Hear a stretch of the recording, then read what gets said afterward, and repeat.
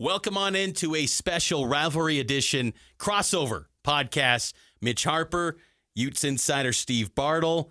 I host Cougar Tracks, and Steve, you Utah host Blockcast, baby. That's right. All on KSLSports.com and the KSL Sports app. Rivalry Week is here. It's been a long time since BYU traveled to Salt Lake City to take on the Utah Utes. We navigated a once-in-a-lifetime pandemic in between the times that these teams last met at Rice-Eccles, but now it's back, and now it's got a Big 12 conference stage. Pretty interesting dynamic, right? With that whole conference affiliation now and being in the same conference, this being a conference game, just takes on a totally different vibe and feel with this one. The intensity is as strong as it's ever been. There's certainly things contributing to that intenseville, and it's going to be a fun one this weekend. We're going to break down the matchup here in the podcast, probably share some memories too, break down the fan dynamics maybe a little bit here in this podcast. Subscribe to the Utah Blockcast and Cougar Tracks. Again, wherever you get your podcast, leave that 5-star rating and a review. Follow Steve on X, Bartle KSL Sports. Follow myself, Mitch_Harper, and of course, subscribe to all of KSL Sports social media platforms. We're everywhere. X, Facebook, Instagram, TikTok. So follow us there at KSL Sports. But this is a big meeting again. First time since 2021 that these two teams have met. And, you know, I look at this game, Steve, and I feel like there's been a push from school presidents to say, rival right. We're seeing the I-15 billboards. We're seeing the messaging. President Taylor Randall, President Shane Reese, and Utah running back Jalen Glover, he had different plans. Which, you know what? I liked it, though. I liked because it added to rivalry lore, in my opinion. Yeah, listen, we don't need to say what Jalen Glover said, you know, but we know what it is, you know. Yes. And it's certainly an interesting dynamic, right? Given the fact that the two university presidents have shared the message of, you know, being civil, being respectful. And I think there is a place for that. There's plenty of room for that. But, man, I love it. I love when you get these sort of moments, because that is what makes college football, college sports in general, so special, is you get that genuine emotion that just contributes to the intensity, you know, both on and off the field, for the players, for the fans.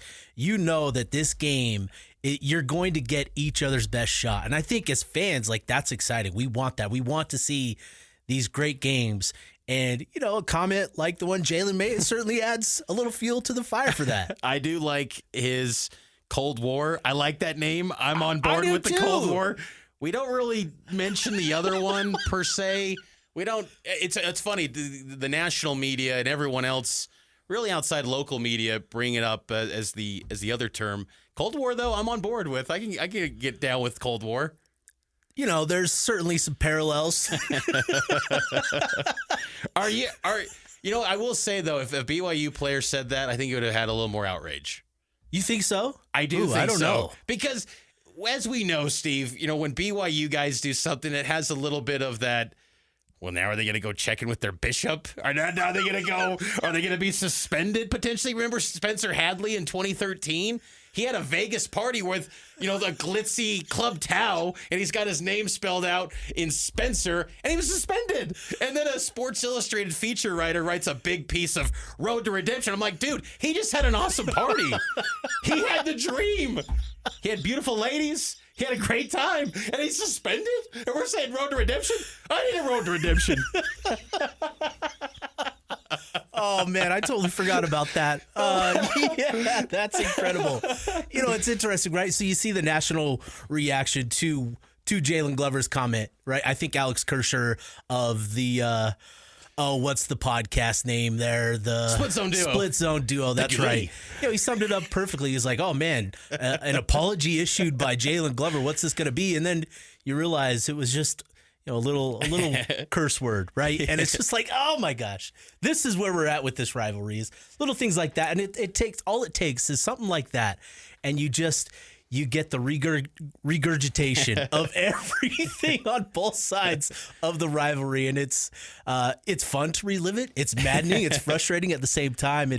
But like that, again, that is what makes this rivalry so special, is that there's moments, there's quotes, all of it. on both sides. I think back to Austin Collie when he said magic happens.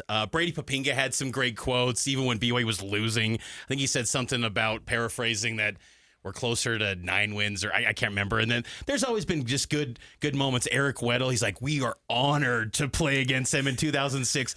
There's been great moments. And I'm curious, Steve, as Utah has settled into life now in the Big 12 Conference, do you feel like the dynamics of this rivalry are gonna be different now that it's back in a league, or do you think it's gonna kind of revert back to what it once was, or does it take on a different look in your opinion? No, it's absolutely going to take on a different feel. We're already experiencing that change, right? Is that it is just so much more a part of our experiences now, right? Because it genuinely impacts each other's seasons.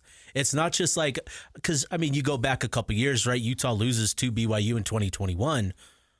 What did they do that season? They win the Pac-12 championship. Yep. They go to the Rose Bowl.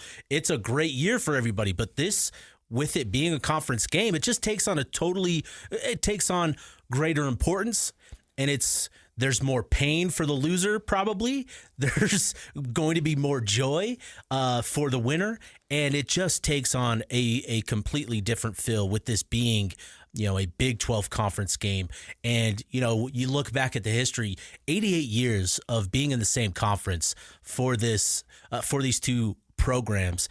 And you understand why there was so much frustration, disdain for Utah getting that invitation into the Pac-12 and BYU electing to go independent, because these two schools have been, linked together for so long. And I think it just takes on there's just so much more meaning to the game, to the rivalry, and you're seeing that.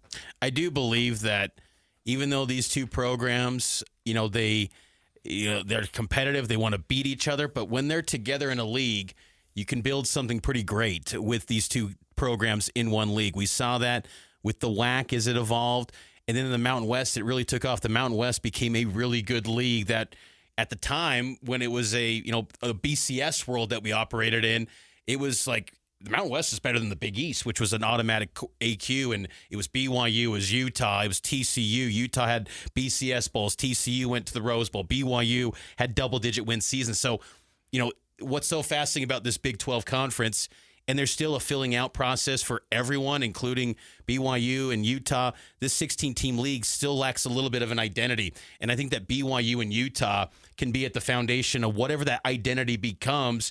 And to me, it's the Big 12 is always going to be this competitive, no-floor league where anyone can get you on any given Saturday. And hopefully we see these teams and programs become at the top consistently, both of them, in the years to come. BYU, of course, right now 8-0. Utah at 4-4. How have we got to this point, Steve, where Utah is the team fighting for its bowl eligibility? What's been transpiring from your vantage point, being everywhere, covering this team inside and out? Why are the Utes at 4-4 coming into this game? Yeah, Mitch, it's certainly interesting this season when you look back at it. Obviously last night with the college football playoff ranking, BYU coming in 9, I think is, a little disrespectful. But I think it speaks to the Big 12, and I'm getting to the point here is that, in the Big 12, I think there's a great opportunity for Utah and BYU to emerge as, top contenders. BYU has obviously done that this season. They've taken care of business, and Utah is amongst a group that have failed to live up to those preseason expectations, and it's hurt the conference's perception, right? Utah obviously 4-4 to this point of the year, and you can sum it up in essentially with what happened to Cam Rising. When you talk about it in a vacuum, just the impact that his injuries have had on this team. Obviously there are greater issues at hand, but when you talk about what's impacted Utah the most this season, in the season, it's without a doubt that Cam Rising injury. First, the finger injury against Baylor with the water cooler, and then again against Arizona. 3 plays into that game, gets rolled up on, and is done for the season. That has had just a a painful effect on this team. And I think, what we've learned is like there are flaws. Every team has flaws, right? Quarterbacks are like great pitchers. When you have a great one, he can cover up for a lot of issues. And without that, those issues, they've always been there. They're just not being covered up by that great pitcher anymore. And I think that's what we've learned this season is that, there are issues. And when you don't have that quarterback that can overcome and, navigate some of those issues, this is what happens is you have an offense that, it fails to produce. It becomes more and more difficult to find ways to produce. And here we are now, Utah's, on a 4-game losing streak, and it's tough. They're searching for answers, and obviously that all revolves around that quarterback position. BYU is 8-0, number 13 preseason Big 12 poll coming into the year. And I'll be honest, like everyone else, I had low expectations for this team. I thought I was maybe on an island saying they were going to go to a bowl game by picking them to go 6-6. I thought that was a bit extreme. I thought I was again on an island on my take, but they have exceeded everyone's expectations. 8-0, and this team's been playing at a pretty high level. I've been impressed with how, and I think Kyle Whittingham even said this week, that it's just a complimentary effort, and I think. Some Cougar fans maybe took it as a slight on BYU's personnel when Whittingham said it's not one guy that stands out. He's right, though, because, even JJ and Alex on our sibling station, the KSL Sports Zone, they asked me, who's the MVP of BYU? And I kind of thought about it. I'm like, I don't know. I'll probably default to Jake Retzlaff because I feel like you got to have legit quarterback play. And to your point about Cam Rising, I mean, that was a big, what hurt Utah a little bit this year. Listen, when Kyle Whittingham talks about balance, that is the ultimate compliment from him because he loves balanced teams that can beat you, whether if you try to take away the run, you can beat them with the throw game. You try to load up against the throw game, you can beat them.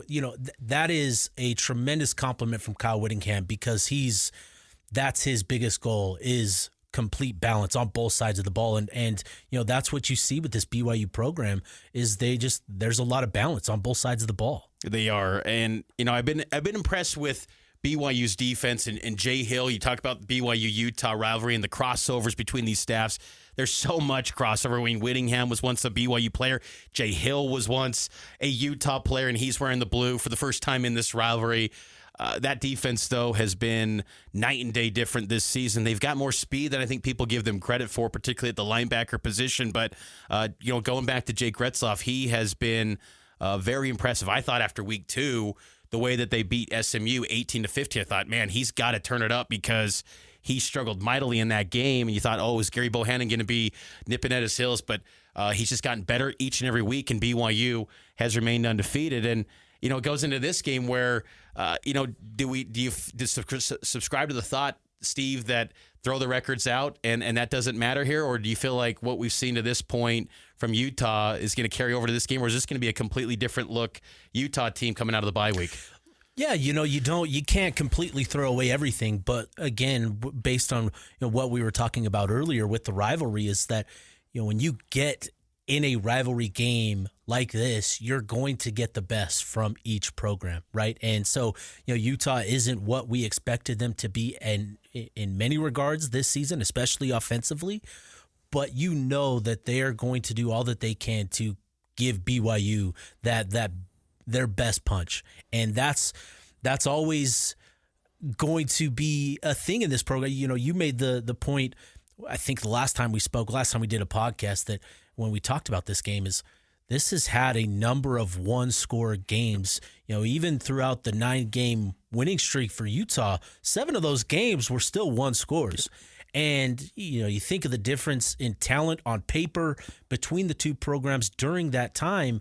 And, for the majority of those games to come down to one score, I think it just speaks to that rivalry dynamic.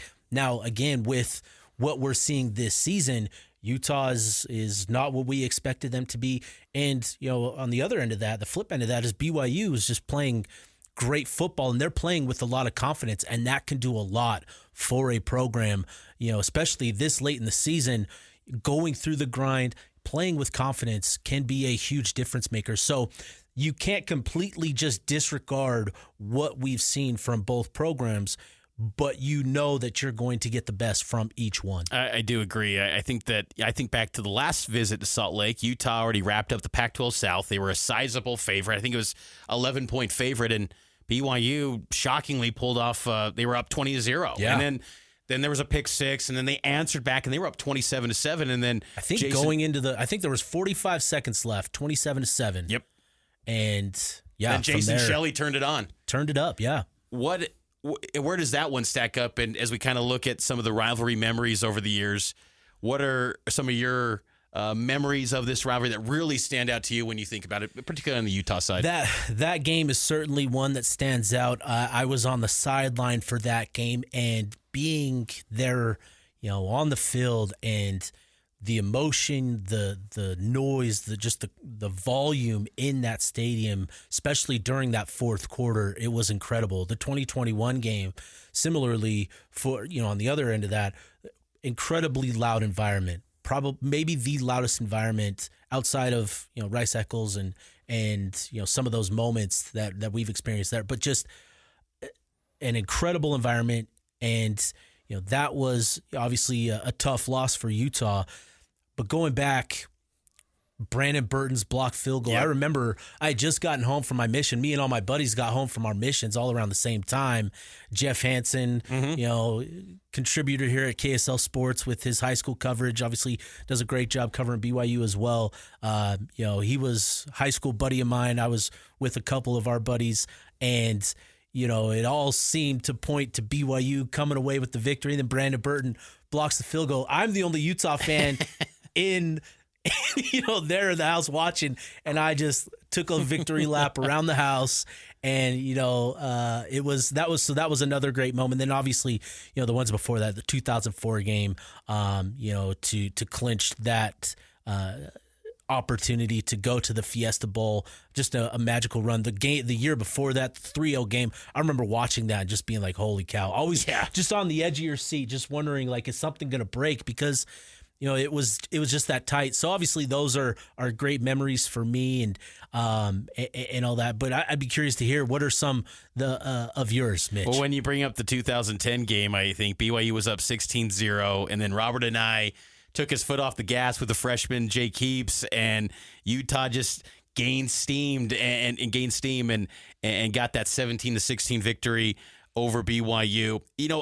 Some of my first memories of BYU and Utah really are kind of like lifestyle wise, where my family growing up. So my dad grew up, he's a BYU guy, my uncle a Utah fan, and those two would have just conversations, even in, like it's a WAC tournament basketball game in March, and they're arguing, they're back and forth, and I'm a young child just seeing these arguments. I'm thinking, this BYU Utah thing, man, it is intense. And, just seeing the interactions, how fired up it gets people. And like, I've experienced that firsthand. And then you factor in the games. And I remember, the 1996 game, BYU, it was a 10 a.m. game, and BYU there was Brad Nessler on the call, Gary Danielson, and BYU wins that one. I remember Chris Fuamatu Ma'afala for Utah, and his brother was in the end zone, just T-shirt and shorts with like little tiny gloves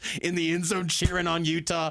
I remember that one. 1998, Ryan Kaneshiro off the upright. And then, of course, 2006, Beck to Hardeline stands out. I mean, that was one where BYU, it created a string of like ringtones. Remember ringtones? Like those were a thing where you download the MP3 and you got the ringtone. That became everyone's ringtone among BYU fans. My Motorola Razr, I had that. But, just things like that, because it just becomes part of your soul. BYU in Utah is got so much intensity, and it's awesome. I do believe, though, that Kalani and Witt, since these two have been together, though, it has kind of, tapered off as far as the sideshow things, because Whittingham and Bronco did not like each other. No. I mean, that was pretty evident. And then it kind of caused this extra level of intensity and sideshow antics, whereas I feel Kalani and Witt, even Utah fans respect Kalani. BYU fans, it's a mixed bag with Witt, but I think over time they can appreciate that guy has become a really dang good coach. He's one of the best in college football, and I think there's some appreciation for that too. So I think that dynamic has been good for this rivalry, because it did get a little bit too heated between Bronco and Witt. Oh yeah, no, absolutely. I'm with you there. You hate how much social media has become just a part of our lives. Yes. But I remember those years. Yes. They were pretty tough, pretty toxic. They when were. you're talking Utah, BYU, those early 2010s to 2015, whatever it was. And it's daily too. Yeah. That's what nonstop. And that's why I try to explain to people in the Big 12 is like, this thing is daily, where in every inch crevice of your life. Oh, yeah. And it all matters. And us in our roles, when we say something that maybe is a take against the opposing team, like, oh, Steve was saying that about BYU, total BYU hater. Oh, Mitch is just Zoom goggling it up. Can't get enough of those Zoobs down there in Provo. Like, but it's fun though. Like, we love it. Like, don't make it personal, but I can take that. Like, I enjoy it, but it is every day. And I just think that what's so fun about BYU and Utah, and look, I've never lived Auburn and Bama. I've never lived Michigan, Ohio State, but this is where you got private versus public. You've got a religion in the mix. You've got all these dynamics, and I just feel like it's been this state has always felt like with its sports teams that they're overlooked way too much. Agreed. And that this rivalry is so good. When people experience it, they realize, man, that thing always lives up to the hype. The one possession games. I mean, it's just so good. And the storytelling, the pieces, the figures in this rivalry have always been just so good. I love the game. I didn't like it as much when it was a non-conference game. I understood it from both sides, where it's like, you know what? I'm okay to not play it. I was kind of that guy. Yeah. But now that it's in a league, I'm all in. I'm on board, and I'm pumped for this game. I share the same sentiment, Mitch, because it didn't have the same feel, it didn't have the same meaning, the same value to it, and now again that it's a conference game, there's just so much more impact, so much more to it, and it's certainly been an adjustment. I think for everybody here is embracing it as a conference game again, because it's just been so long since it's been, it's had this much meaning.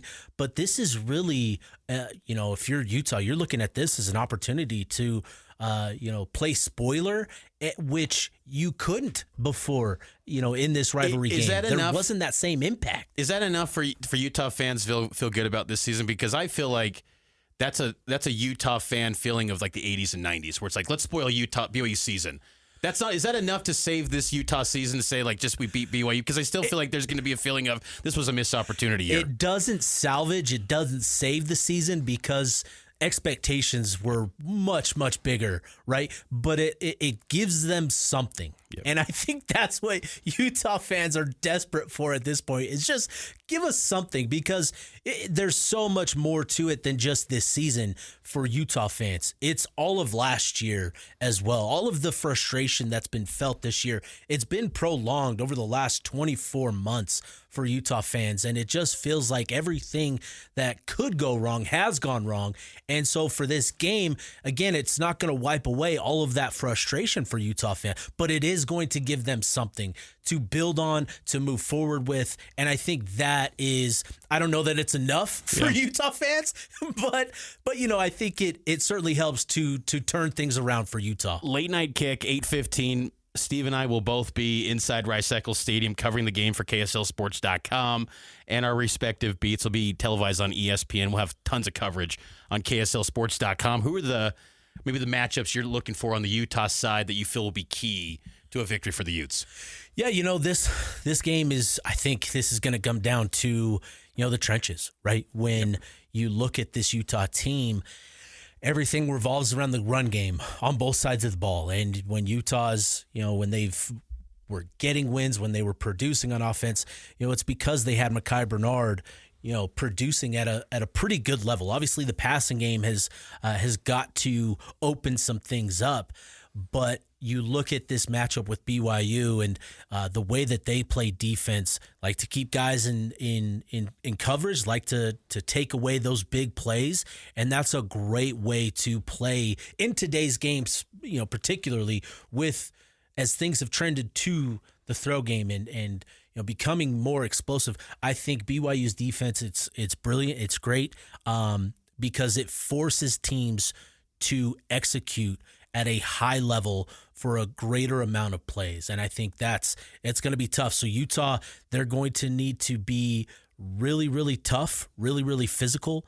You've seen some signs, some indications from previous BYU games that, perhaps give you hope that this run game can get going, right? Going back to that Oklahoma State game with Ollie Gordon getting going, you can look at that game for Utah and feel like you've got an opportunity there to generate some production in the run game. But it's going to come down to, the offensive line. The little details with the offensive line are going to be exponentially more important because, again, this BYU defense just makes you work for everything.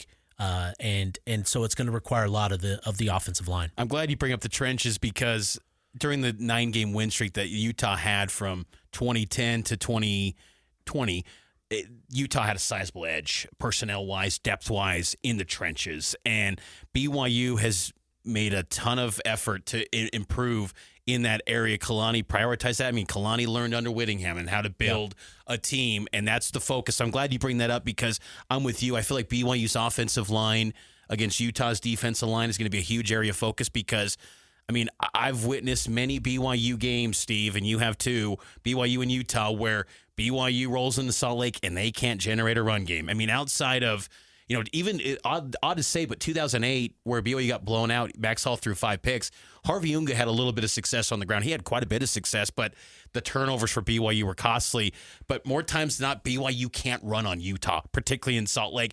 That's going to be a huge area of focus. Utah, defensive line personnel-wise, Tafuna, O'Toole, they're going to all be good. Trending positively on that front for Utah's defensive line. I think we'll see, for the first time this season, a defensive line as healthy as it's been since game one. So, you're talking about Junior Tafuna, Keanu Tanavasa, Aliki Vamahi, who has been out since that SUU game. I think they get all those guys back. Connor O'Toole made his return against Houston. I think he's continued to get healthier. He'll play a bigger role in this one. And Karenni Reed, too, who's been back for a couple of games now, having that bye week to give him a little bit more rest, I think has been really good for him.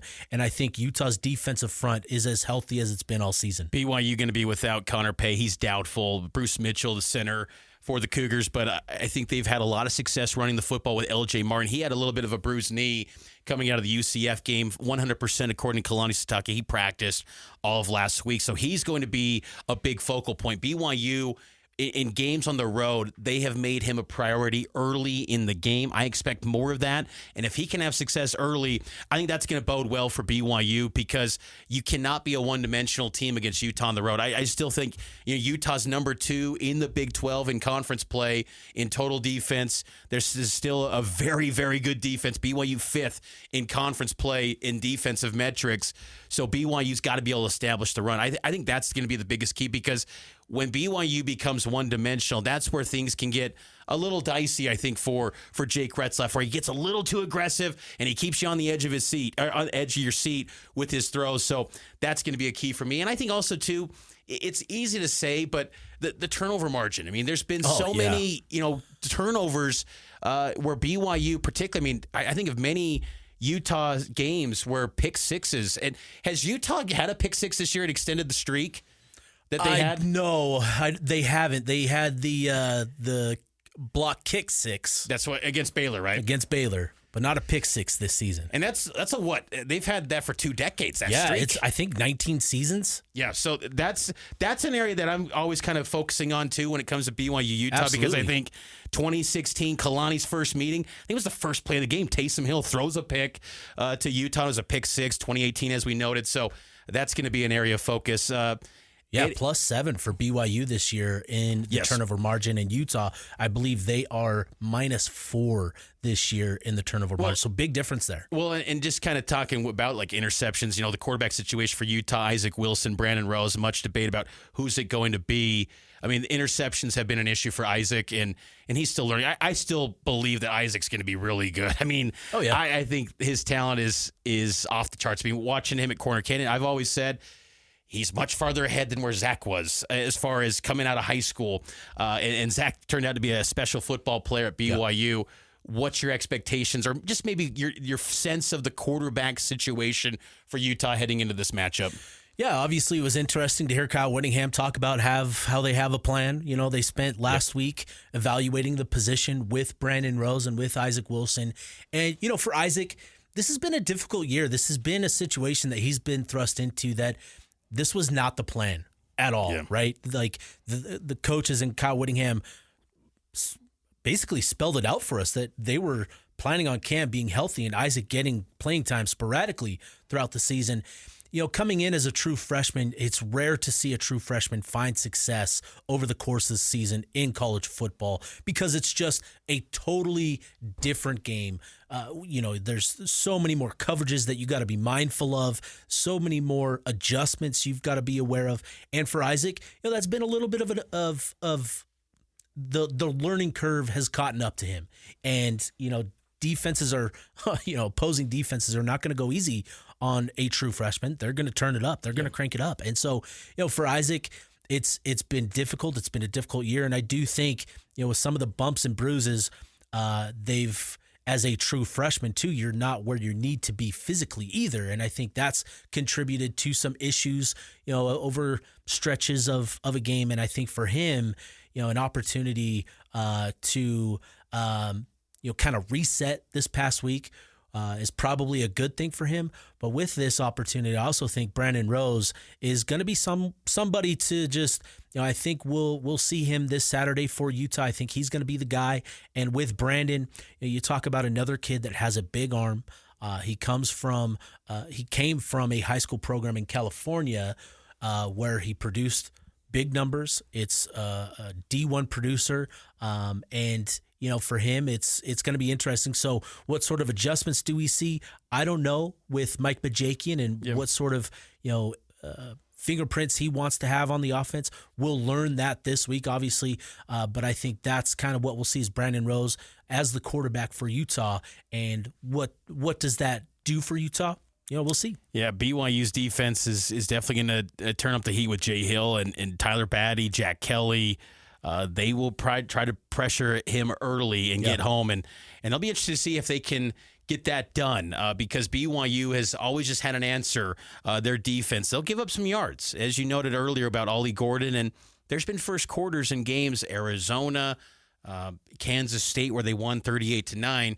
But early on, they kind of allow some yards. I'm curious to see if Utah's offense can have success early, but I think BYU's defense has been very good this year, and I think this could be a game, Steve, where first one to maybe 21 could win. I mean, and I say that because Utah hasn't hit the 20-point mark since Oklahoma State in September, so this could be a rock fight. No, I expect it to be a rock fight. Again, just continuing the theme all show long, you're going to get each program's best shot, right? And I think defensively, this Utah team has continued to show that fight and effort in each of these games. They haven't done enough to limit enough points off of the board, but they've continued to battle, continue to fight. I think you'll see that from this defense again on Saturday. For the offense, I think it's super important that they get a first quarter score against BYU. That was an issue when you go back to the last home game against TCU.